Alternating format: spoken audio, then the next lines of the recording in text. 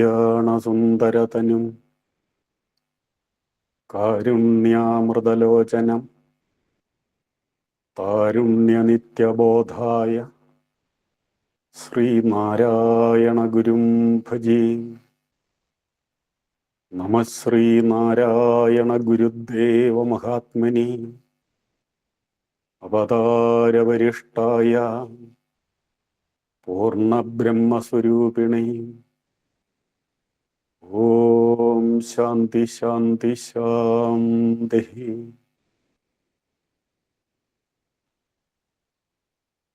ഗുരുപാദങ്ങളിൽ പ്രണമിച്ചുകൊണ്ട് സ്നേഹനിധികളായ ശിവഗിരി സാഹോദര്യം സ്മൈൽ കുടുംബാംഗങ്ങളെ, സജ്ജനങ്ങളെ, എല്ലാവർക്കും സ്നേഹവന്ദനം. ദൈവം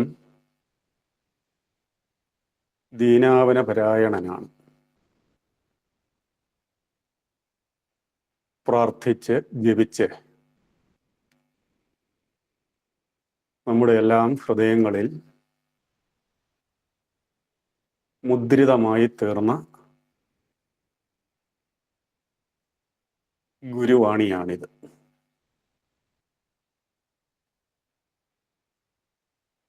ദീനാവന പരായണന്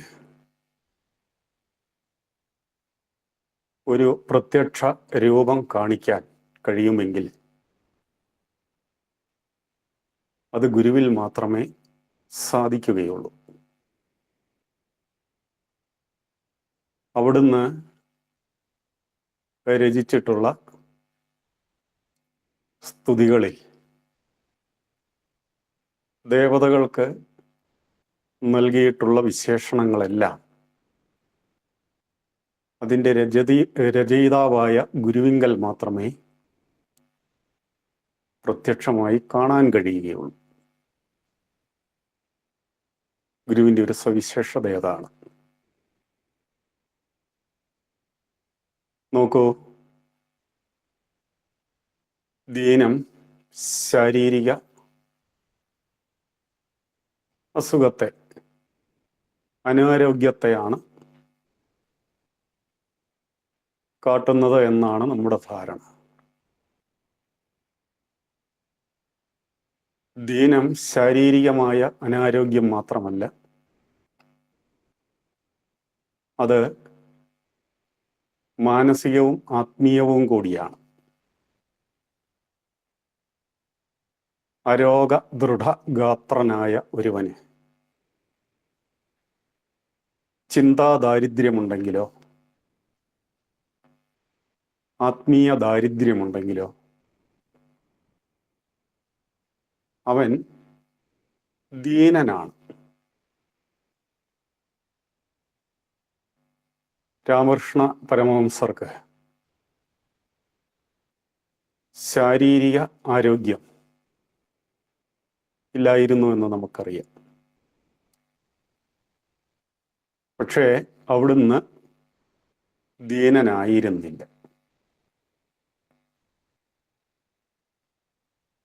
ഇവിടെ നാം മനസ്സിലാക്കേണ്ടത്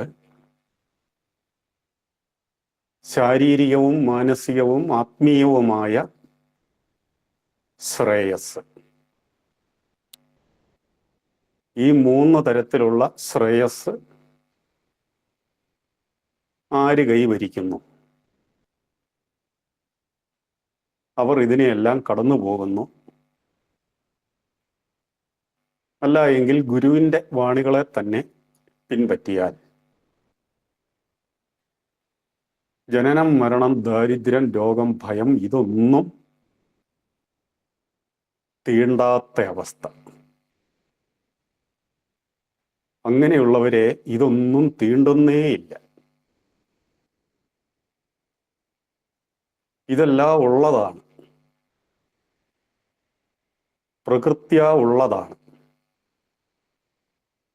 പക്ഷേ അത് ഇങ്ങനെയുള്ളവരെ തീണ്ടുന്നില്ല.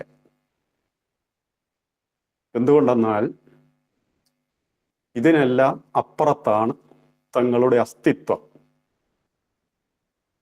എന്ന് മനസ്സിലാക്കിയ അവർ അതിനെ അതിൻ്റെതായ നിലയ്ക്ക് കാണുകയുള്ളൂ. നോക്കൂ, കുപ്പായം കീറി. കുപ്പായം കീറിയെങ്കിൽ അത് മാറ്റിയാൽ മതി, അത് നമ്മെ ബാധിക്കുന്നില്ല. അത് മുഷിഞ്ഞു, അത് മാറുകയാണ്. ആത്മീയതയുടെ ഔന്നത്യത്തിലെത്തിയ ആളുകൾ ഈ മരണത്തെ പോലും ഈ മുഷിഞ്ഞ കുപ്പായം മാറുന്നത് പോലെ ഒരു ശരീരത്തെ വിട്ട് മറ്റൊരു ശരീരം അഥവാ മറ്റൊരു ജന്മം സ്വീകരിക്കുന്നതിനെ കാണുന്നു. അപ്പൊ ഇതൊക്കെ കുറെ ആഴത്തിലുള്ള ചിന്തകളാണ്. അപ്പൊ അതിൻ്റെ ആഴം കണ്ടെത്താൻ നമ്മൾ ശ്രമിക്കുക തന്നെ വേണം. അതിലേക്കുള്ള നേരായ വഴി കാട്ടിക്കൊണ്ടിരിക്കുകയാണ് ഗുരു. വഴിയുണ്ട്, ആ വഴിയെ നമ്മൾ നയിക്കപ്പെട്ടാൽ മാത്രം മതി. അതിനോട് വിധേയപ്പെടണം, അഥവാ അതിനെ വിശ്വസിക്കുകയും ആശ്രയിക്കുകയും ചെയ്യണം എന്ന് മാത്രം. പലപ്പോഴും സൂചിപ്പിക്കാറുള്ളത് പോലെ വാഹനം കടന്നുപോയിക്കൊണ്ടിരിക്കും, പക്ഷേ അതിലേറുന്നവൻ മാത്രമേ വാഹനത്തിനോടൊപ്പം സഞ്ചരിക്കുന്നുള്ളൂ, ലക്ഷ്യസ്ഥാനത്തെത്തുന്നുള്ളൂ. അതിലേറുക, അതല്ലാതെ അതിനെ നിരീക്ഷിച്ചു കൊണ്ടിരുന്നിട്ട് എന്ത് ഫലം? അതുകൊണ്ടാണ് കേവലം നിരീക്ഷകരായി നിലകൊള്ളാതെ നാം പരീക്ഷകരായി മാറണം എന്ന് പറയുന്നത്. നാം എല്ലാവരും ഇതിൻ്റെ എല്ലാം പ്രായോഗിക തലത്തിലേക്ക്,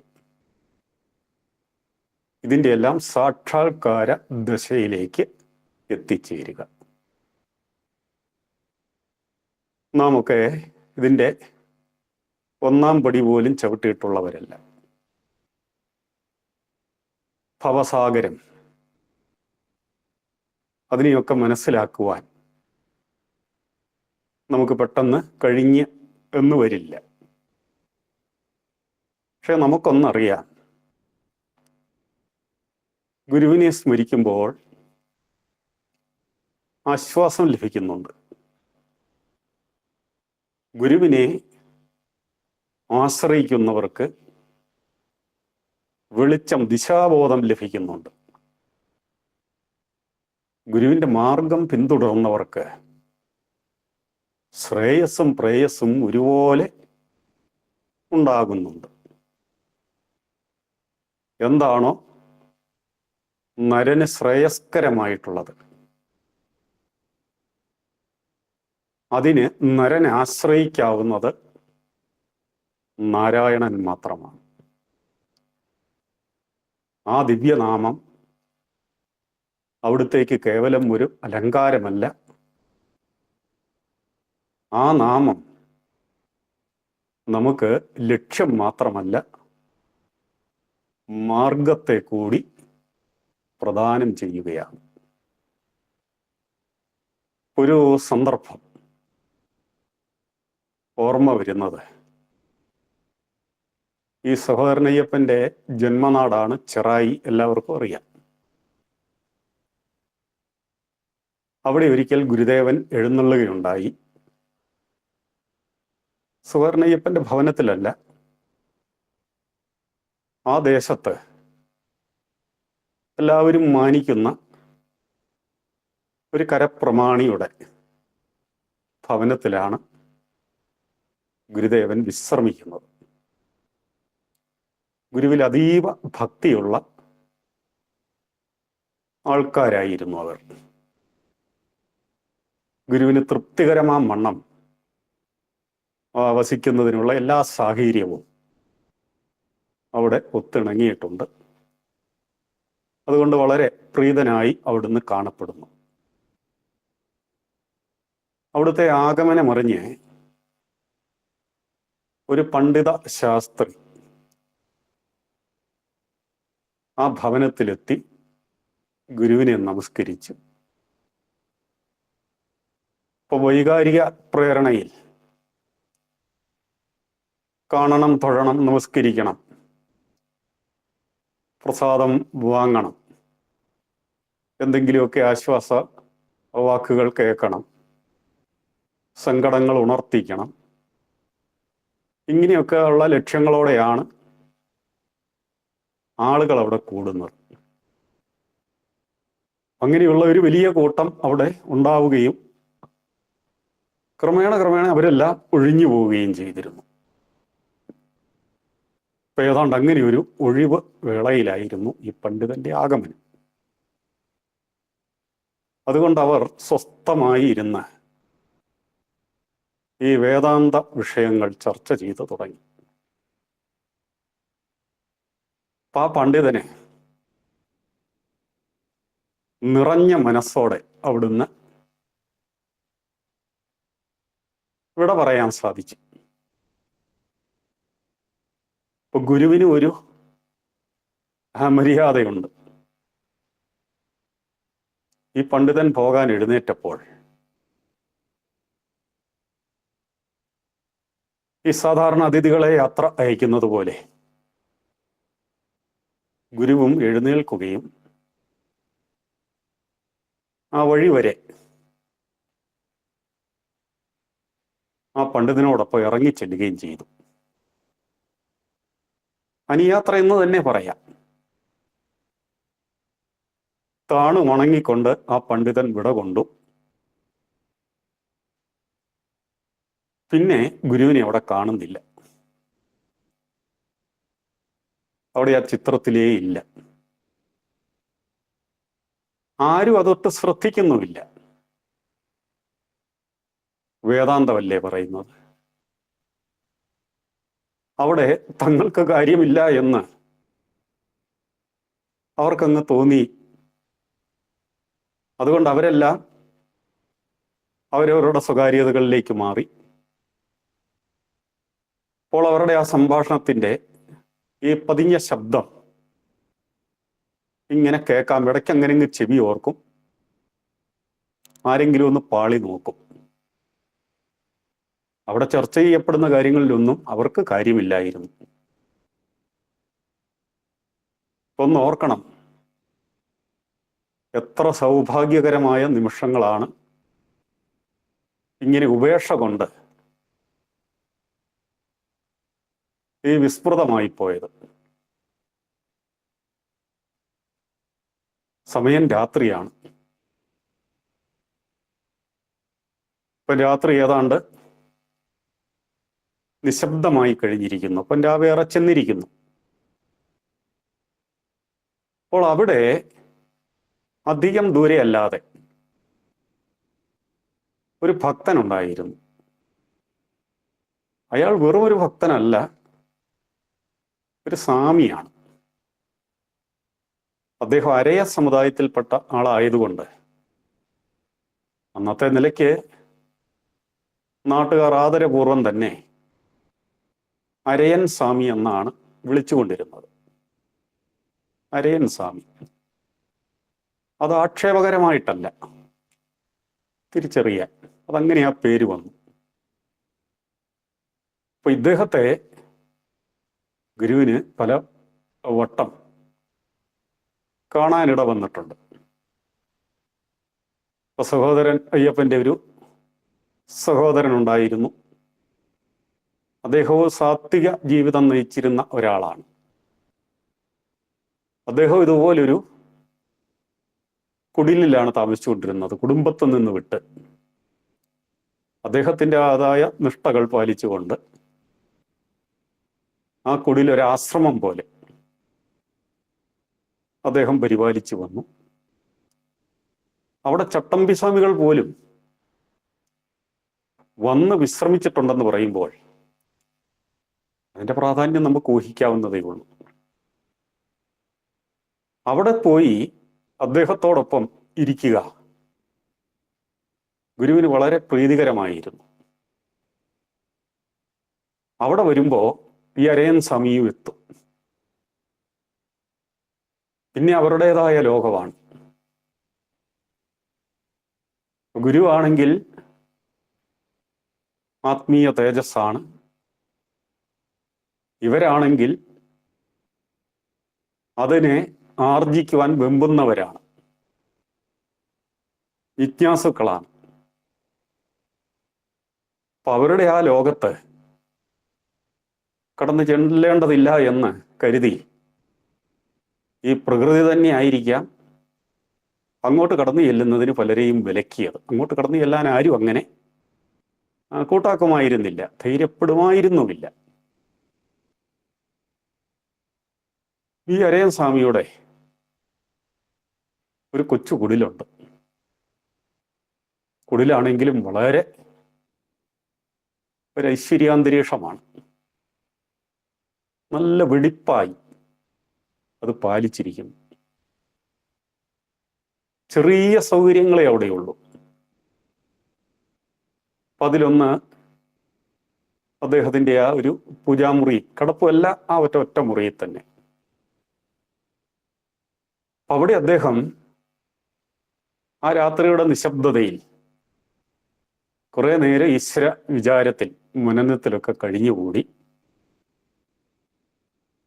പിന്നെ പായിലേക്ക് ചാഞ്ഞു, കണ്ണടച്ചു. ഉറക്കത്തിലേക്ക് പൂർണ്ണമായും അങ്ങ് വീണില്ല.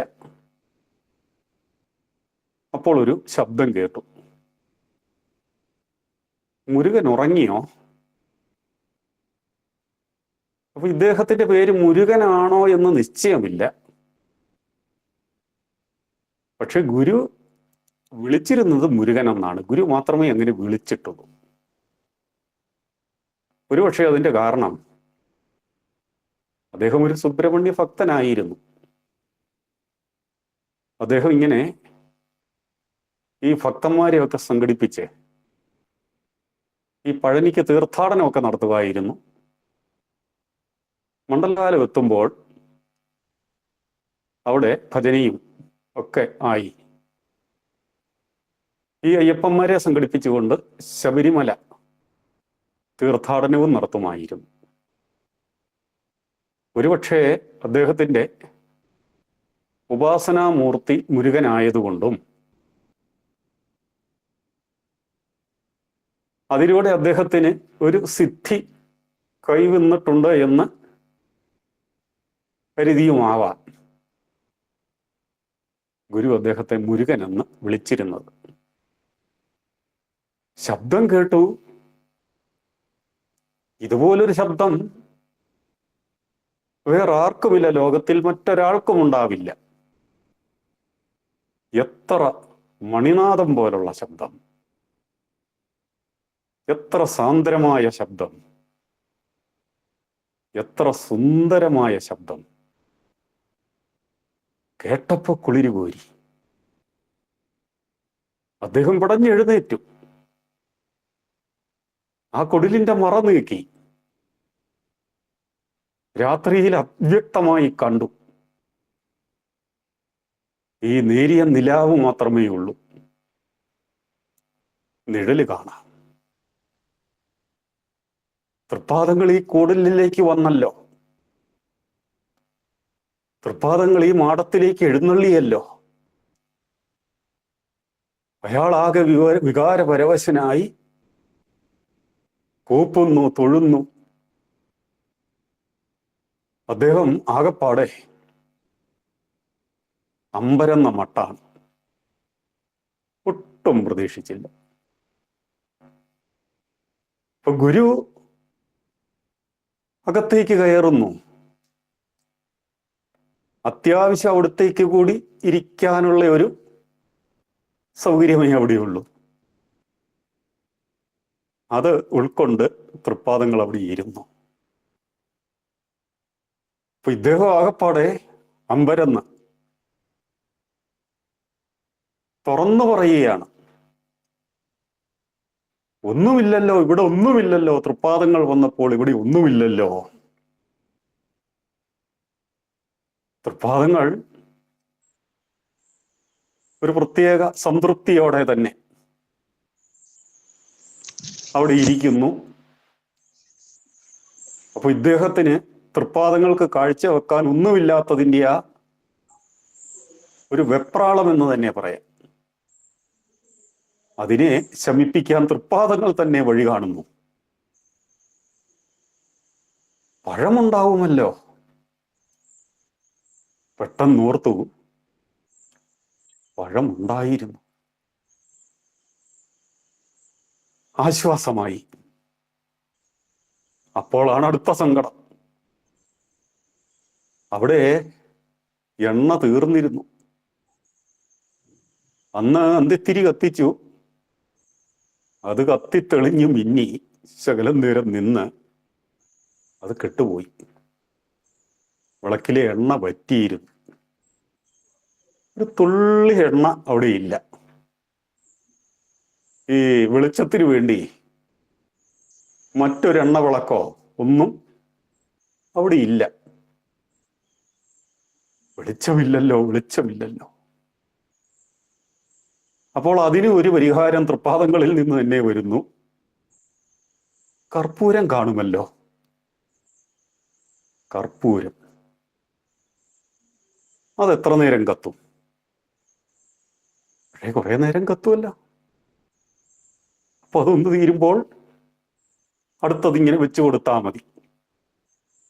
ഇപ്പൊ പെട്ടെന്ന് തത്രപ്പെട്ട് ഒരു തട്ടം എടുക്കുന്നു. ആ തട്ടത്തിൽ കർപ്പൂരം വെക്കുന്നു. അത് കത്തിക്കുന്നു. അപ്പം വെളിച്ചമാകുന്നു. പക്ഷെ അതിൻ്റെ ആ പ്രകാശം, അതിനെ ഒരു അമരപ്രകാശം എന്ന് പറയാം. തൃപ്പാദങ്ങളുടെ സാന്നിധ്യത്തിലാകുമ്പോൾ വിശേഷിച്ച് അങ്ങനെ വരാനല്ലേ ഇടയുള്ളൂ. അപ്പൊ ആ വെളിച്ചത്തിൽ ഈ ഭക്തൻ മറ്റൊരു തട്ടത്തിൽ ഒരു പടല പഴം ഗുരുവിന് മുമ്പിൽ കാഴ്ച വെക്കുകയല്ല, പൂജയ്ക്ക് വെക്കുകയാണ്. അല്ലാതെ മറ്റ് ഉപചാരങ്ങളൊന്നും വേണ്ട. ആ വെക്കുന്ന ആ ഭാവം അത് മതി. പൂജയ്ക്ക് വെക്കുന്നത് പോലെ തന്നെ. യഥാർത്ഥത്തിൽ അവിടെ ഒരു പൂജ തന്നെയാണ് നടക്കുന്നത്. ഇതാണ് പൂജ. തൃപ്പാദങ്ങൾ അതിൽ നിന്ന് ഒന്ന് രണ്ട് പഴങ്ങൾ എടുക്കുന്നു. അതവിടെ ഇരുന്ന് ആഹരിക്കുന്നു. ഇതിനിടയ്ക്ക് അദ്ദേഹത്തിനും ഒന്ന് നീട്ടുന്നു. അദ്ദേഹവും അത് സ്വീകരിക്കുന്നു. അദ്ദേഹവും അത് കഴിക്കുന്നു. ഇതിനിടയ്ക്ക് അല്പവാചകത്തിൽ കുശലാന്വേഷണങ്ങളും. ആ കുശലാന്വേഷണത്തിനിടയ്ക്ക് അദ്ദേഹത്തിന്റെ ജിജ്ഞാസയെ, സംശയങ്ങളെയൊക്കെ ദൂരീകരിക്കുന്ന ചില വാണികളും ചില സൂചനകളും ഒക്കെ വരുന്നു. ഭക്തന് ആ പഴയ അങ്കലാപ്പൊക്കെ മാറി. അവിടെ ആ ഗുരുവിൻ്റെ ആ സാന്നിധ്യം ശരിക്കനുഭവപ്പെടുന്നു. ഒരു ഗുരു സാന്നിധ്യത്തിലൂടെ ഒരു ശിഷ്യന് എന്തൊക്കെയാണോ ലഭിക്കേണ്ടത്, ഗുരു ആരാണെന്ന്, എങ്ങനെയാണ് ഒരു ഭക്തൻ അനുഭവപ്പെടുക എന്ന് ആശാൻ പാടിയിട്ടുള്ളത് നമ്മുടെ സ്മരണയിലുണ്ട്. മാതാവെ പോൽ മനസ്സിൽ കരുണ,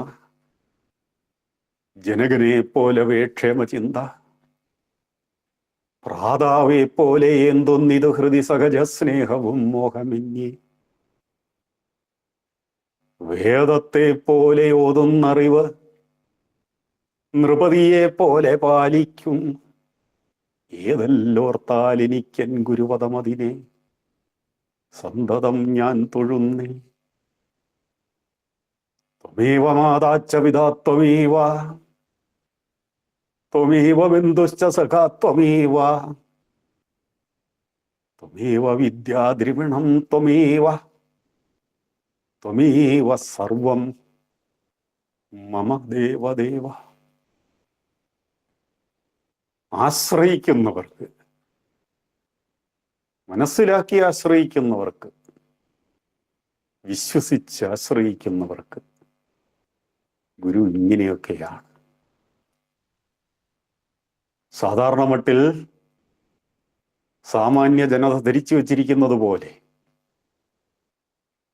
നമ്മിൽ നിന്ന് ദൂരെ ദൂരെയായി,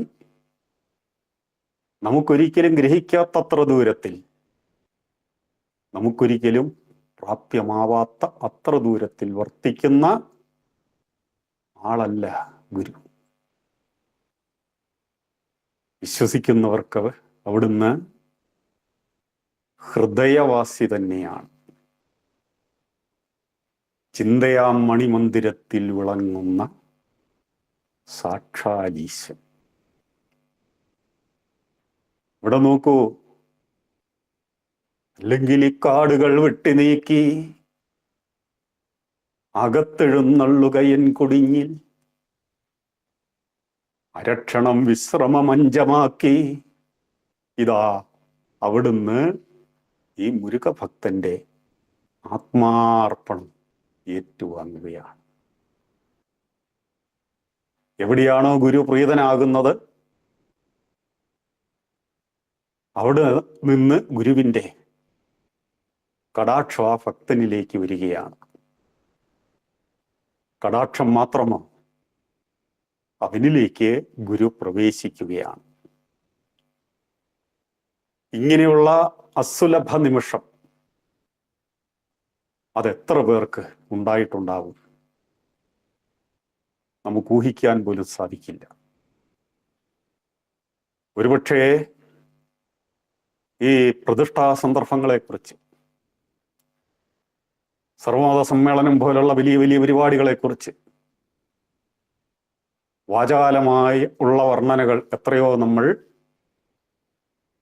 കണ്ടുപോയിരിക്കുന്നു. ഇങ്ങനെയുള്ള നിമിഷങ്ങളോ അതനുഭവിച്ചവർക്ക് അവതരിപ്പിക്കാൻ പോലും ആകുന്നില്ല. അതവിടെ ആ അനുഭവം അവരെ മൗനികളാക്കുകയാണ്. ഇങ്ങനെ എത്രയോ പേർ അവരുടെ അനുഭവങ്ങളെ പങ്കിടാതെ പോയിട്ടുണ്ടാവുമെന്ന് ഓർത്തു പോവുകയാണ്. അല്പസമയം ഈ രീതിയിൽ ഗുരുവും ശിഷ്യനും സഹവസിക്കുന്നു. അത് കഴിഞ്ഞ് അവിടുന്ന് എഴുന്നേൽക്കുന്നു. തൃപ്പാദങ്ങളെ നമസ്കരിച്ച് ഇതാ പൂപ്പുകൈയോടെ അവിടുന്ന് ഈ കുടിലിനെ അനുഗ്രഹിച്ച് ഈ കുടിലിൽ അരക്ഷണം വിശ്രമമഞ്ചമാക്കി മടങ്ങുന്ന ആ മൂർത്തിയെ കണ്ണിമയ്ക്കാതെ നോക്കിക്കൊണ്ട് ആ ഭക്തൻ നിലകൊള്ളുന്നു. ആ രംഗമൊന്ന് ഭാവനയിൽ കാണുക. ദൈവമേ, ഇതിനിടയ്ക്ക് സമയം എത്ര കടന്നുപോയിട്ടുണ്ടാവുമെന്ന് അറിയില്ല. ഗുരു വിശ്രമിക്കുന്ന ആ ഭവനമുണ്ടല്ലോ, ആളുകളൊക്കെ ഒതുങ്ങി അവരവരുടെ സ്വകാര്യതകളിലേക്കും അടക്കം പറച്ചിലുകളിലേക്കും, കാരണം തൃപ്പാദ സാന്നിധ്യമുള്ള വീടാണ്, അവിടത്തേക്ക് ഒരു അലോസരവും ഉണ്ടാകാൻ പാടില്ല. അതിൻ്റെതായ കരുതലുകളെല്ലാം അവിടെയുണ്ട്. എന്നാൽ ഇടയ്ക്ക് ഗുരുവിനെ ഓർക്കുമ്പോൾ ഒന്ന് ചെവി ഓർക്കാറുണ്ടല്ലെങ്കിൽ ഒന്ന് പാളി നോക്കാറുണ്ട്. അപ്പൊ കുറെ നേരമായി വച്ചിവനക്കവും ഒന്നുമില്ല. രാവേറെ ചെന്നിരിക്കുന്നു. തൃപ്പാദങ്ങൾ ഉറങ്ങിക്കാണും. എങ്കിലും ഒന്ന് ഉറപ്പ് വരുത്തണമല്ലോ. അപ്പൊ അങ്ങനെ ചെന്ന് പരിശോധിക്കുമ്പോഴാണ് തൃപ്പാദങ്ങൾ മുറിയിലില്ല. ശാസ്ത്രികളുമായിട്ട് സംസാരിച്ചു കൊണ്ടിരുന്നത് ആ കസേരയെ ഒഴിഞ്ഞു കിടക്കുന്നു. അവിടെ ആകെ ഒരു ശൂന്യത. പിന്നെ ആകാംക്ഷയായി പുറത്തേക്കൊക്കെ ഇറങ്ങി വിശ്രമിക്കാറൊക്കെ ഉണ്ട്. അങ്ങനെ പരിസരങ്ങളിലൊക്കെ ഒരു പരിശോധനയായി. പിന്നെ സമീപത്തുള്ള പരിചിതരുടെയൊക്കെ വീട്ടിലേക്ക് ഇന്നത്തെ പോലെ വിളിച്ച് ചോദിക്കാനുള്ള സൗകര്യങ്ങളൊന്നും വന്നായിട്ടില്ല. അങ്ങോട്ടെല്ലാം ആളുകൾ. ആ നാടാകെ ഒന്ന് ഉണർന്നു എന്ന് പറയാം. ചുറ്റുവട്ടത്തെ ആകെ ഉണർത്തി ഗുരുവിൻ്റെ ആ ഭാവം. അപ്പൊ അവിടുന്ന് ചെല്ലാൻ സാധ്യതയുള്ള അവിടുത്തെ പ്രമാണപ്പെട്ട ഭവനങ്ങളിലേക്കെല്ലാം ആള് ചെന്നു. അവർ കൂടി ഊഹം വെച്ച് അടുത്ത ഇടങ്ങളിലേക്ക് ചെല്ലുന്നു. ചെല്ലാൻ സാധ്യതയുള്ള ക്ഷേത്രങ്ങളൊക്കെ ഉണ്ട്, ദേവസ്ഥാനങ്ങളുണ്ട്. അങ്ങനെയൊക്കെയുള്ള ഇടങ്ങളിൽ ചെല്ലുമ്പോൾ അവിടെ എല്ലാം ശൂന്യം. ഗുരു ആ ചെന്ന ആ ആശ്രമമെന്ന് നമ്മൾ ഉപചാരപൂർവം പറയുകയാണ്. യഥാർത്ഥത്തിൽ അത് ആശ്രമമാണ്. പക്ഷേ കുടിലെന്ന് ധരിക്കുന്ന അരയൻ സ്വാമിയുടെ ആ വാസസ്ഥാനത്തെക്കുറിച്ച് ആരുടെയും ചിന്തയിൽ പോലും വന്നില്ല. ആരും അതൊട്ട് ഓർത്തതുമില്ല. അങ്ങനെ ഇരിക്കെ ഇതാ പുറത്തോട്ടിറങ്ങിയിട്ട് കയറി വരുന്നത് പോലെ തൃപ്പാദങ്ങൾ കയറി വരുന്നു. എവിടെ ആയിരുന്നു എന്നുള്ള ചോദ്യമില്ല.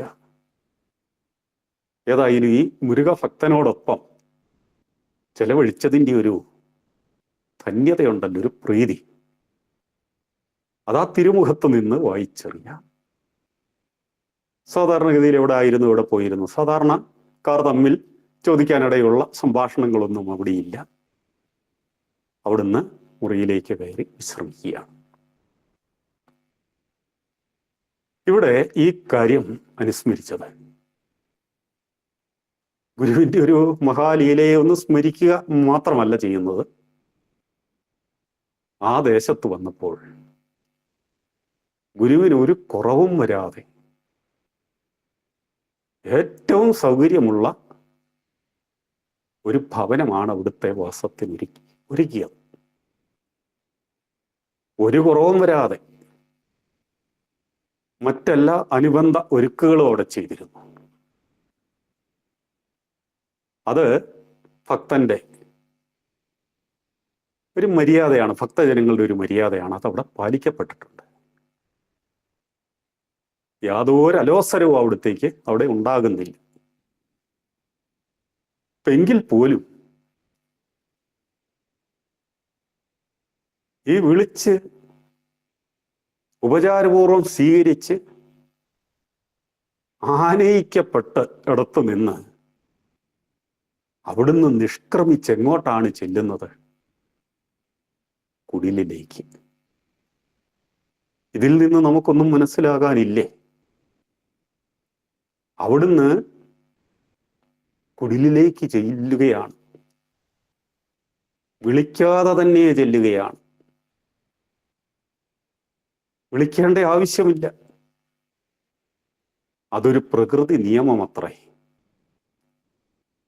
എവിടെയാണോ നിഷ്ഠയുള്ളത്, എവിടെയാണോ അതിൻ്റെതായ പവിത്ര വിചാരമുള്ളത്, നിഷ്കളങ്കമായ ഭക്തിയുള്ളത്, അവിടേക്ക് താനേ കടന്നു വരും.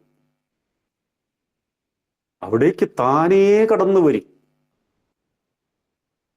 അപ്പൊ നമ്മളെയൊക്കെ ഓരോരുത്തടുത്ത് ക്ഷണിക്കുമ്പോൾ ആ ക്ഷണിക്കുന്ന രീതിയിൽ എന്തെങ്കിലും ഒരു ന്യൂനത കണ്ടാൽ നമുക്ക് ഒരു അലോസരമാണ്. അതിൻ്റെ അതിർത്തി നമ്മൾ പ്രകടിപ്പിക്കും. ഇതൊന്നും ശരിയല്ല എന്നവരെ ബോധ്യപ്പെടുത്തും, ശകാരിക്കും. പിന്നെ അതിൻ്റെതായ രീതിയിൽ അതിനോടുള്ള പ്രതികരണമുണ്ടല്ലോ, ക്ഷമാപണമൊക്കെ ചെയ്ത് ആവർത്തിക്കില്ല എന്നുള്ള ഉറപ്പൊക്കെ നൽകി കഴിയുമ്പോൾ എന്നാ ശരി, ഇത്തവണത്തേക്ക് ക്ഷമിച്ചിരിക്കുന്നു എന്ന ഭാവത്തിൽ ഒരു തരത്തിലൊരു വിജയിയായിട്ടാണ് അങ്ങോട്ട് ചെല്ലുന്നത്. അങ്ങനെയാണെങ്കിലേ ചെല്ലൂ. അതാണ് മാനസിക നില. ഭഗവാൻ അങ്ങനല്ല. ആർഭാടങ്ങളിലല്ല അവിടുന്ന് ഭ്രമിക്കുന്നത് എന്ന് മുമ്പ് നമ്മൾ കണ്ടതാണ്. ഇവിടെ നോക്കൂ, ആരും ശ്രദ്ധിക്കാതെ, ആ സന്ദർഭത്തിൽ ആരും ഓർക്കാതെ ഇരുന്ന ഒരിടത്തേക്ക് അവിടുന്ന് കടന്നു ചെല്ലുന്നു. ഇത് നമ്മൾ മനസ്സിരുത്തി ചിന്തിക്കേണ്ടതാണ്. യഥാർത്ഥ നിഷ്ഠയുള്ളിടത്ത്, ഭക്തിയുള്ളിടത്ത്, പൂർണ്ണമായ വിശ്വാസമുള്ളിടത്ത് വിളിക്കാതെ തന്നെ അവിടെ വിളങ്ങും. ഇപ്പൊ ഇതിന് ശ്രദ്ധ മാത്രം മതിയല്ലോ. മറ്റുള്ളിടത്തൊക്കെ എന്തെന്താകാംക്ഷയാണ്. തൃപ്പാദങ്ങളെ കൂട്ടിക്കൊണ്ടുവരാൻ ആള് പോകുന്നു, വിവരം അറിഞ്ഞുവിടാൻ ഒപ്പം മറ്റൊരാളെ വിടുന്നു. കൂട്ടിക്കൊണ്ടുവരുന്ന ആളുകൾ വരുന്നതിന് മുമ്പ് ആ രണ്ടാമൻ തിരിച്ചു വന്ന് കാര്യങ്ങളെല്ലാം അറിയിക്കുന്നു. എത്തുന്ന സമയം കണക്കാക്കിക്കൊണ്ട് ആളുകളെ അവിടെ കൂട്ടുന്നു. ഉചിതമായ വരവേൽപ്പ് നൽകുന്നതിന് വേണ്ടിയുള്ള ഒരുക്കങ്ങളെല്ലാം ചെയ്യുന്നു. ഇങ്ങനെയൊക്കെയല്ലേ ഗുരുവിനെ വരവേൽക്കുവാൻ നാടാകെ ഒരുങ്ങിയിരുന്നത്. നമ്മൾ അറിയുന്നില്ല എത്ര വലിയ വലിയ സംഭവങ്ങൾ ഇങ്ങനെ നടന്നുകൊണ്ടിരുന്നെങ്കിലും അതിനെല്ലാം ഇടയിൽ ഇതുപോലുള്ള യഥാർത്ഥ ഈശ്വരീയ മഹാലീല എന്ന് തന്നെ പറയാം നടന്നുകൊണ്ടാണിരുന്നത്. ഒരു സംഭവം കൂടി ഓർമ്മ വരികയാണ്. ആ സംഭവം ശിവഗിരിയിലാണ്. ഒരു പുലരിയിൽ അവിടുന്ന് സ്നാനം ചെയ്യുകയാണ്. അത് കടവിലല്ല. അപ്പൊ അവിടത്തേക്കായി ഒരു കുളിപ്പുരയുണ്ട്. അപ്പൊ അവിടെ വലിയ ഒരു വാർപ്പിൽ ചൂടുവെള്ളം തയ്യാറായി വെച്ചിട്ടുണ്ടാവും. അതിൻ്റെ കണക്കിന് ചൂട് ക്രമപ്പെട്ട് വരുന്ന സമയം ഗുരു അവിടെ വരും. ഗുരുവിന് നല്ല ഉയരമുണ്ടായിരുന്നു, 6 അടിക്ക് മേൽ ഉയരമുണ്ടായിരുന്നല്ലോ. പന്താവാസികളിൽ പലരും കുറിയവരായിരിക്കും. ആരെങ്കിലും അതിന് നിയോഗിക്കപ്പെടും. ഗുരുവിനെ വെള്ളം മുണ്ട കൊണ്ട് കോരി ഒഴിച്ചു കൊടുക്കും. ഒരു ദിവസം, അന്നത്തെ ദിവസം അത്ര ശ്രദ്ധയൊന്നും ഇല്ലായിരുന്നു. മനുഷ്യനല്ലേ, പല വിചാരങ്ങളും. ഇനി ആരോടെങ്കിലും ഒന്ന് മുഷിഞ്ഞിട്ടൊക്കെയാണ് കഴിഞ്ഞ ദിവസം കിടന്നതെങ്കിൽ അതിൻ്റെയൊക്കെ ബാക്കി ഈ സ്വഭാവത്തിലും പെരുമാറ്റത്തിലും ഒക്കെ വരും. അങ്ങനെയുള്ള ഒരു അശ്രദ്ധ കൊണ്ട് വന്നതാണ്.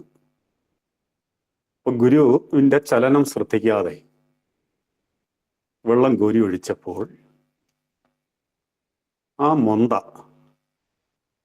ഗുരുവിൻ്റെ ദേഹത്ത് തട്ടി. സാമാന്യം ശബ്ദം കേൾക്കത്തക്ക തരത്തിൽ തന്നെ തട്ടി. അയാളാകെ തരിച്ചുപോയി. ഒരിക്കലും സംഭവിക്കാൻ പാടില്ലാത്തതാണ്. എന്തായിരിക്കും പ്രതികരണം? ആകപ്പാടെ ഒരു നിമിഷം അയാൾ വല്ലാണ്ടായിപ്പോയി. പക്ഷെ ഗുരുവിൽ നിന്നുണ്ടായ പ്രതികരണം നീ പൊയ്ക്കോളൂ എന്ന് മാത്രം പറഞ്ഞു. മറ്റ് ആ തൃപ്തിയൊന്നും വേറെ കാണിച്ചുമില്ല. പൊയ്ക്കോളൂ എന്ന് കൽപ്പനയുണ്ടായാൽ അതവിടെ അനുസരിക്കപ്പെടും. അങ്ങനെയാണ്. അയാൾ വളരെ വിഷണ്ണനായി തൻ്റെ ആ ഉപേക്ഷയിൽ ഉള്ള ഒരു കുറ്റബോധത്തോടെ അവിടുന്ന് മാറി. എങ്കിലും ആകാംക്ഷയാണ്, ദൃഷ്ടി അവിടെയുണ്ട്. അപ്പോൾ ആ ശബ്ദത്തിൻ്റെ, വെള്ളം കോരി ഒഴിക്കുന്ന ആ ശബ്ദത്തിൽ നിന്നൊക്കെ അറിയാം കുളിയുടെ ആ താളം. ഇതെല്ലാം ശ്രദ്ധിച്ചുകൊണ്ട് അയാൾ അവിടെ തന്നെ നിന്ന്, അല്പം മാറി അവിടെ തന്നെ നിന്നു. ഗുരു കുളി കഴിഞ്ഞ് വൈദിക മഠത്തിലേക്ക് പോകുന്നു. അവിടുന്ന് വസ്ത്രമെല്ലാം മാറി വൈദിക മഠത്തിന്റെ വരാന്തയിൽ ഇരിക്കുന്നതും കണ്ടു. അയാൾ ഇതെല്ലാം നോക്കി നിന്നു. അപ്പൊ ഇടയ്ക്കെന്തോ ശബ്ദം കേട്ടു. അത് ശ്രദ്ധിച്ച് അതിൻ്റെ പുറകെ അല്പം ഒന്ന് പോയി. പിന്നെ അവിടെ വന്നു നോക്കുമ്പോൾ വരാന്ത ശൂന്യം. അവിടുന്ന് അകത്തേക്ക് പോയി കാണുമെന്ന് ന്യായമായും കരുതി. അന്നത്തെ കാലത്ത് ആ വഴിയിലേക്ക് ഇറങ്ങാൻ ഒരൊറ്റ ഊടുവഴി മാത്രമേ ഉള്ളൂ. ഇന്നത്തെ പോലെ ആ സമാധിയിലേക്കുള്ള റോഡോ ഇങ്ങോട്ടിറങ്ങി വരുന്ന പടികളോ അങ്ങനെയൊന്നും സംവിധാനം ചെയ്തിട്ടില്ല. ബാക്കിയുള്ളടമെല്ലാം അതിൻ്റെ കൃഷികളും ഈ പടർപ്പുകളും അപ്പുറത്തോട്ട് മാറിയ വയലും അങ്ങനെയൊക്കെ ആയിട്ട് ചുറ്റുവട്ടമെല്ലാം ആകപ്പാടെ അടഞ്ഞ നിലയിലാണ്. ഈ ഭാഗങ്ങളിലൊക്കെ ഈ ഏക വഴിയുള്ള ആ ഭാഗത്തൊക്കെ ആ പ്രഭാത കാര്യങ്ങളൊക്കെ പ്രഭാത കാര്യങ്ങൾക്കായിട്ട് പോവുകയും കഴിഞ്ഞു വരുന്നവരും ഒക്കെ ആയിട്ട് ആൾപ്പെരുമാറ്റം നല്ലപോലെ ഉണ്ട്. അപ്പൊ അതിലെയൊന്നും ഗുരുദേവൻ പുറത്തേക്ക് പോവുകയാണെങ്കിൽ അതുവഴിയേ പോകാനിടയുള്ളൂ. അതുകൊണ്ട് ഗുരുവിൻ്റെ പുറത്തേക്കുള്ള ഇറക്കം എല്ലാവരും മനസ്സിലാക്കുന്നത് ആ വഴി പോയാൽ ആർക്കെങ്കിലും കാണാതിരിക്കാൻ പറ്റില്ല, ആരെങ്കിലും കാണാതിരിക്കില്ല. അപ്പൊ അതുവഴി കടന്നു പോകാഞ്ഞതുകൊണ്ട് വൈദിക മഠത്തിനുള്ളിൽ തന്നെ എന്ന് കരുതി. അന്ന് പ്രഭാത ഭക്ഷണത്തിന് സമയമാകുന്നു, കാണുന്നില്ല. അപ്പൊ അവിടെ കൊണ്ടിയെല്ലുന്നു, വാതിലടഞ്ഞ് കിടക്കുന്നു. ഈ മുട്ടി വിളിച്ച് തുറക്കുക എന്നത് അവിടെ ചെല്ലുമ്പം തന്നെ ആ അന്തരീക്ഷം ചിലപ്പോൾ അങ്ങ് വിലക്കും. അങ്ങനെ മുട്ടി വിളിക്കാവുന്ന ഒരു അന്തരീക്ഷമല്ല അന്ന് അവിടെ അനുഭവപ്പെടുന്നത്.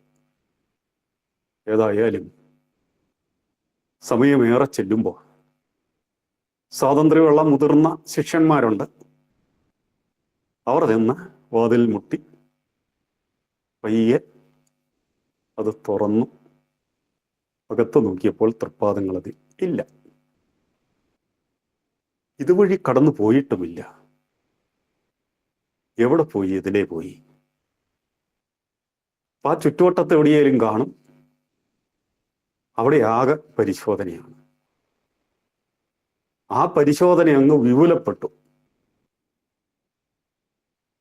അപ്പോൾ അവിടെ ഒന്ന് പലപ്പോഴും ഇങ്ങനെ നിഷ്ക്രമിച്ചിട്ടുണ്ട്. അത് ചിലപ്പോ യാത്ര പുറപ്പെടാൻ, പക്ഷെ അതൊക്കെ ആരുടെയെങ്കിലും ദൃഷ്ടിയിൽപ്പെടും. അവിടുത്തെ ആ സഞ്ചാരത്തിന്റെ ആ രീതി കാണുമ്പോൾ അറിയാം ഇത് തിരിച്ചുടനെ വരാനുള്ള ഒരു പോക്കല്ല, ദൂരത്തോട്ടാണ്. അത് മനസ്സിലാക്കി ഈ പരിചയസമ്പന്നരായ ശിഷ്യന്മാർ ഏത് സമയം എടുത്തുകൊണ്ട് പോകാവുന്ന രീതിയിൽ ഈ സാമഗ്രികളെല്ലാം ഒരുക്കി വെച്ചിരിക്കും. കെട്ടോടെ എടുത്തോണ്ടങ്ങ് പോയാൽ മതി, അനുഗമിക്കുകയാണ് പതിവ്. ചില സമയത്ത് പുറകെ ഓടിയെത്തേണ്ടതായും വരും. ഇത് ആ രീതിയിലുള്ള ഒരു സൂചനയും ആരും കണ്ടില്ല. തേട്ടം അത് ഏതാണ്ട് സന്ധ്യ വരെ, അതങ്ങ് കടപ്പുറം വരെ അങ്ങ് നീണ്ടു. എവിടെ പോയി എന്നറിയാനുള്ള, എവിടാണ് എന്ന് കണ്ടെത്താനുള്ള ആ തേട്ടം. തൃപ്പാദങ്ങൾ എവിടെയായിരുന്നു? കേട്ടാൽ അത്ഭുതം തോന്നും. അവിടുന്ന് എങ്ങനെയോ ഈ ചിലരുടെ രീതി വെച്ചാണെങ്കിൽ മായാസഞ്ചാരം നടത്തി എന്നൊക്കെ പറയാം. ഇവിടെ അതൊന്നും പറയുന്നില്ല. എങ്ങനെയോ അവിടത്തേക്ക് അറിയാത്ത ഊടുവഴികളില്ലല്ലോ. ദേശാന്തര ഗമനം നടത്തിയ അവിടത്തേക്ക് ഈ മലകൾ പോലും സുഗമമായിരുന്നു. പിന്നെയാണോ ഇതുപോലൊരു ഗ്രാമപ്രദേശത്ത് സഞ്ചരിക്കുവാൻ? അവിടുന്ന് ദൂരോട്ടൊന്നും പോയില്ലായിരുന്നു. എതിരെ ഒരു വഴി കൂടെ ഇറങ്ങി ആരുടെയും ദൃഷ്ടിയിൽപ്പെടാതെ മൈതാനത്ത്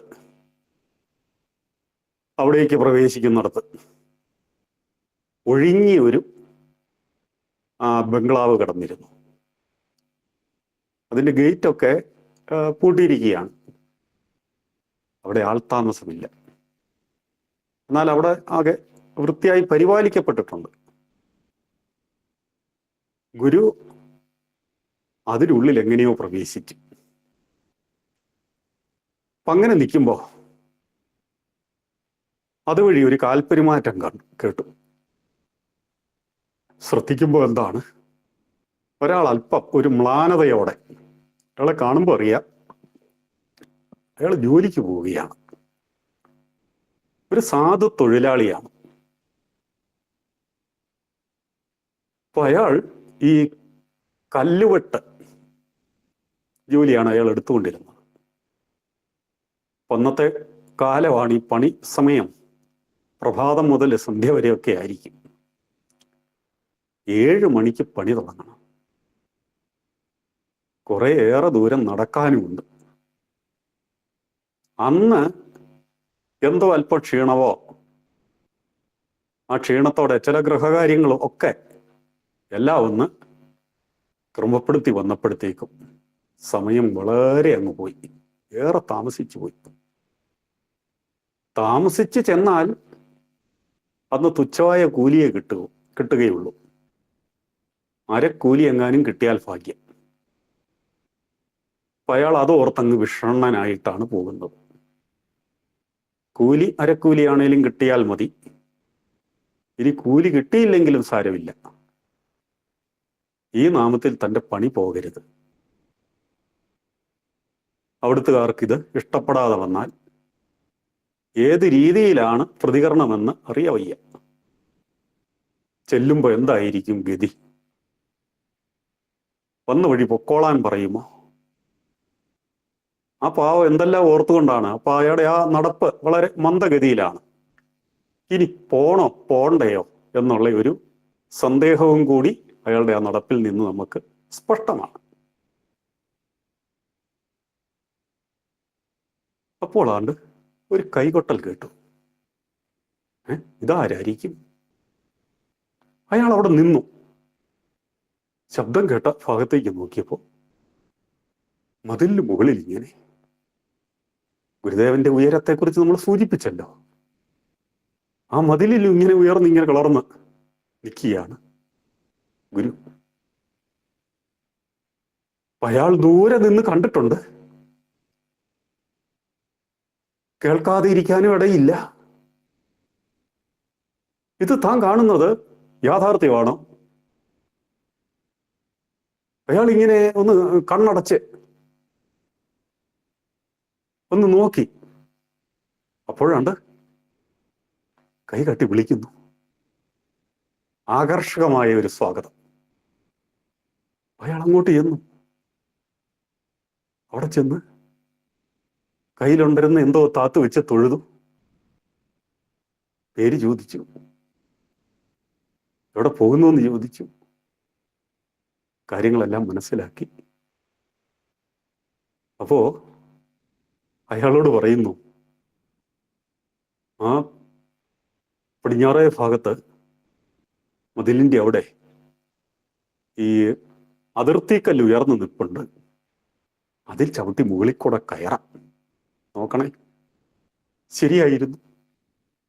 ആ അതിരുകല്ലിൽ ചവിട്ടി ഈ മതിലിൻ്റെ പൊക്കത്ത് പിടിച്ച് അയാൾ അതിൽ കയറി ഇപ്പുറത്ത് വന്നു.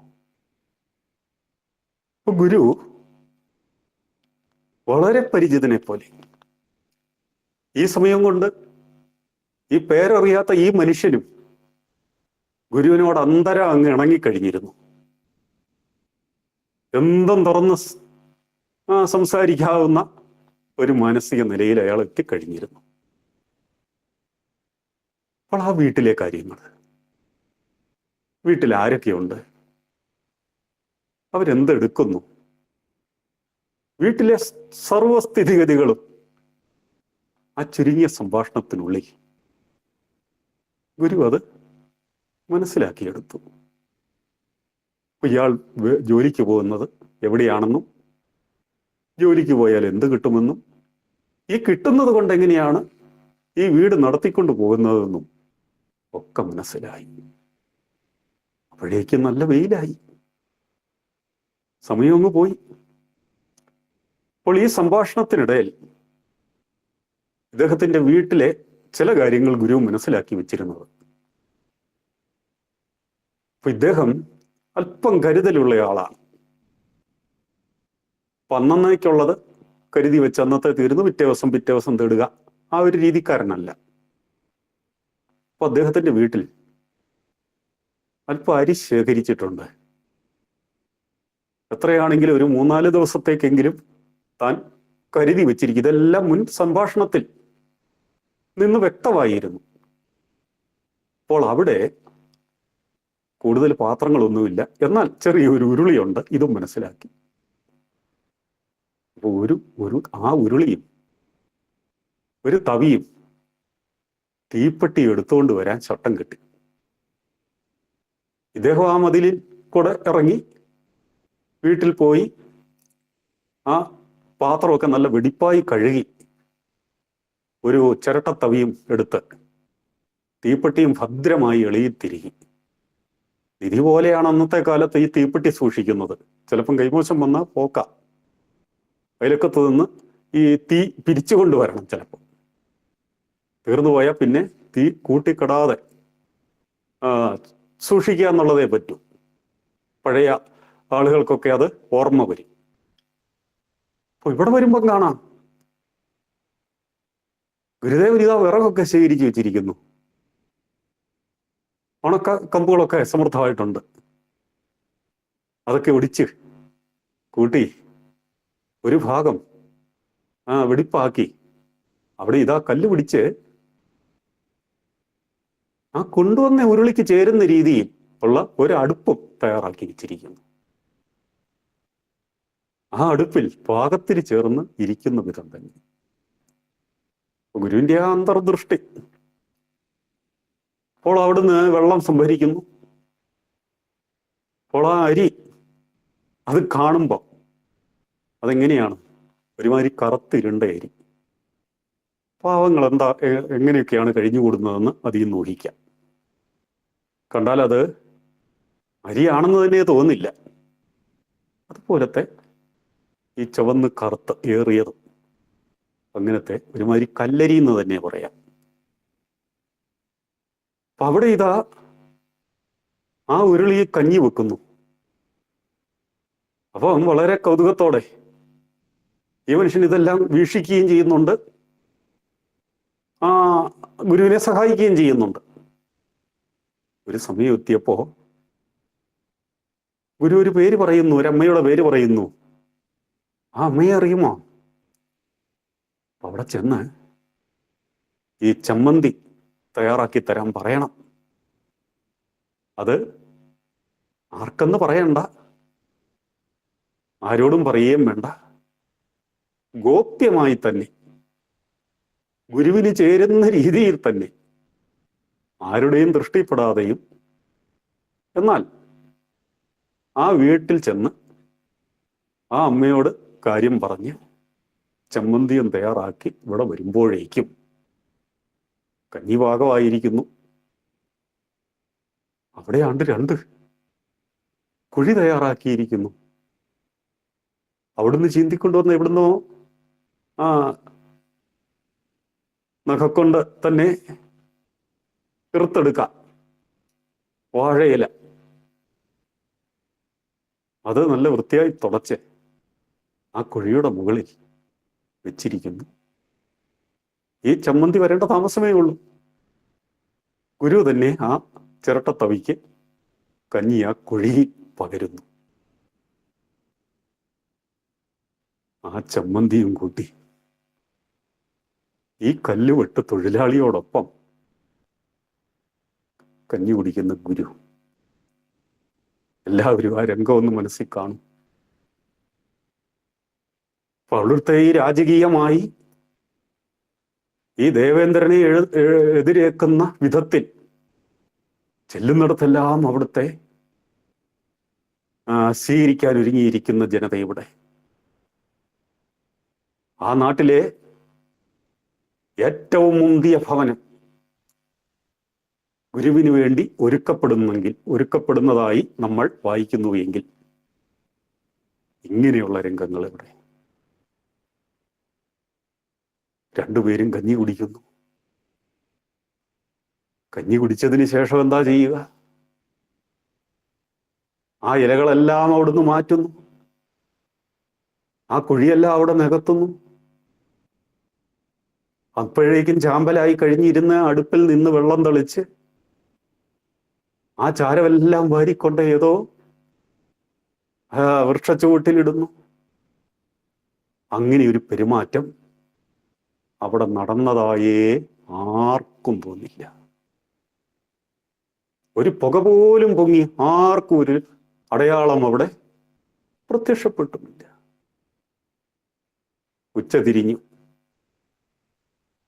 ആ മനുഷ്യനോട് അവിടെ അല്പനേരം വിശ്രമിക്കാൻ പറഞ്ഞു. നല്ല ഉഷ്ണകാലമാണ്. ഗുരുവും അവിടെ ഒരു സ്ഥാനത്ത് വിശ്രമിച്ചു. അപ്പൊ സമയം എങ്ങനെയങ്ങ് പോയി. ഏതാണ്ട് 4-5 മണിയാകുമ്പോ ആളുകളൊക്കെ അങ്ങോട്ട് വരുന്നതിൻ്റെ ലക്ഷണമൊക്കെ കണ്ടു തുടങ്ങി.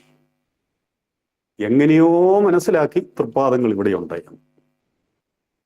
അങ്ങനെ എല്ലാവരും കൂടി അവിടേക്ക് വരികയാണ്. അപ്പൊ അവിടെ വന്നപ്പോ ഗേറ്റ് അടഞ്ഞു കിടക്കുന്നതായി കണ്ട് ആ കെട്ടിടം സൂക്ഷിപ്പുകാരനെ, അയാൾ അല്പം മാറി ഉണ്ടായിരുന്നു, അവിടെ ചെന്ന് അയാളെ വിളിച്ചുകൊണ്ട് വന്ന് ഗേറ്റ് തുറന്ന് എല്ലാവരും അതിൽ പ്രവേശിച്ചു. ഇങ്ങനെ നിഷ്ക്രമിച്ചതായോ അങ്ങനെയുള്ള യാതൊരു അതൃപ്തിയും അവിടുന്ന് പ്രകടിപ്പിക്കുന്നില്ല. സാധാരണ സന്ദർശകരെ പോലെ തൻ്റെ അന്തേവാസികളോട് അവരോട് മന്ദസ്മിതം തൂകിക്കൊണ്ട് അവരോട് അപ്പ കണ്ട എന്തോ ഒരു ലക്ഷണം വെച്ച് അതിനെക്കുറിച്ച് ഒരു കുശലമൊക്കെ പറയുന്നു. സംഭാഷണം ആ വഴിക്ക് അങ്ങ് തിരിയുന്നു. ഈ മനുഷ്യൻ അമ്പരന്നവിടെ മാറി നിൽക്കുകയാണ്. താൻ ഇതിലൊന്നും പെടുന്നില്ല. താൻ ഇവിടെ അന്യനാണ്. ഇതൊക്കെ സ്വാമിയുടെ ആളുകൾ, വലിയ വലിയ ആളുകൾ. അവിടെ നിന്ന് എന്നാൽ പോകാം എന്ന് പറഞ്ഞ് ഗുരു അവിടുന്ന് പുറപ്പെട്ടു. മഠത്തിലേക്ക് തിരിച്ചാണ് വരുന്നത് എന്ന് കരുതി എല്ലാവരും ആ വഴിക്ക് നീങ്ങാൻ തുടങ്ങുമ്പോൾ തൃപ്പാദങ്ങൾ നേരെ പോകുന്നത് വർക്കലയിലേക്കാണ്. ആ സഞ്ചാരം തിരുവനന്തപുരത്തേക്കാണ് പോയത്. പക്ഷെ അവിടെ വിടുന്നതിന് മുമ്പ് ആ മഠത്തിലെ കാര്യക്കാരനോട് അവിടുന്ന് കൽപ്പിച്ചത്, ഇവന് എത്രയാണെന്ന് ഓർമ്മയില്ല, ഇത്ര ആണ് കൊടുത്തേക്കണം. നോക്കൂ, അവനെ ഏറെ നിർബന്ധിച്ചാണ് അവർ അത് പിടിപ്പിച്ചത്. അയാൾക്കത് വാങ്ങാൻ മനസ്സില്ലായിരുന്നു. അവസാനം ഗുരുവിൻ്റെ ആജ്ഞപ്രകാരം കിട്ടുന്നത് ഒരു മഹാനുഗ്രഹമാണെന്ന് അദ്ദേഹത്തിന് ബോധ്യം വന്നു കഴിഞ്ഞപ്പോൾ അത് വളരെ ഭവ്യതയോടെ സ്വീകരിച്ചു. ഉറപ്പാണ് അയാൾക്ക് സദ്ഗതി ഉണ്ടായിരിക്കും, ഉറപ്പാണ്. ഒരുപക്ഷെ ഒരു കടാക്ഷത്തിന് തന്നെ കൊതിച്ചിരുന്ന എത്രയോ ആളുകൾ ഒരു കടാക്ഷത്തിന് ആഗ്രഹിച്ച് തേടിച്ചെന്ന ആളുകൾ ആ ദർശന സൗഭാഗ്യം കിട്ടാതെ നിരാശരായി മടങ്ങിപ്പോന്നിട്ടുണ്ട്. നോക്കൂ, അവിചാരിതമായി ഒരാൾക്കുണ്ടാകുന്ന ഒരു ഭാഗ്യം. ദീനാവനപരായണൻ എന്ന് പറയുമ്പോൾ അതിൻ്റെ ആ യഥാർത്ഥ അർത്ഥത്തിലേക്കല്ല നമ്മൾ പോയത്. ദീനന്മാർ, ഇവിടെ നമ്മൾ പാവങ്ങൾ. അപ്പൊ ഗുരുവിനെ മാനനീയരായിട്ട് ഉള്ള ആളുകൾ, അധികാര ശ്രേണിയിൽ വലിയ നിലയിലുള്ളവർ, സാംസ്കാരിക രംഗത്ത് ശോഭിച്ചു നിൽക്കുന്നവർ, പണ്ഡിതന്മാർ, അധികാരികൾ, എല്ലാവരും ഗുരുവിനെ ബഹുമാനിച്ചിരുന്നു. അവരോടെല്ലാം ഗുരു അനുഭാവവും കാട്ടിയിരുന്നു. പക്ഷെ ഈ രണ്ട് സംഭവങ്ങൾ ഓർക്കുക, അതിനെ ഇവിടെ നിരൂപണം ചെയ്യുന്നില്ല. ഇതിനെ മനസ്സിൽ വെച്ചുകൊണ്ട് ഒന്ന് ചിന്തിക്കുക. നമുക്കൊന്ന് ബോധ്യമാകും. എളിയോർക്കിണങ്ങി നിൽക്കും മുഴുമുതലാകിയ മൂർത്തി. ശിവശതകത്തിലെ 1-ാം ശ്ലോകം. എളിയോർക്കിണങ്ങി നിൽക്കും മുഴുമുതലാകിയ മൂർത്തി കാത്തുകൊള്ളുക. പ്രിയമുള്ളവരെ, ഈ സംഭാഷണം ഇവിടെ അവസാനിപ്പിക്കുന്നു. എല്ലാവർക്കും ഗുരുദേവാനുഗ്രഹം ഉണ്ടാകട്ടെ എന്ന് പ്രാർത്ഥിച്ചുകൊണ്ട് നന്ദി, നമസ്കാരം. നന്ദി സ്വാമി.